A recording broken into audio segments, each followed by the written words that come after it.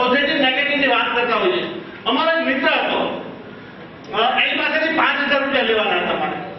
તું બહુ જ ઉઘરાણી કરી, 5 લાવ ને યાર, 5 લાવ ને. પછી ઘણા મને કહે તમારે પોઝિટિવ વિચારવું, ઘણા કે નેગેટિવ વિચારવું. એટલે મેં બેનો વિચાર કર્યો, હું પોઝિટિવ વિચારું તો શું થાય અને નેગેટિવ વિચારું તો શું થાય.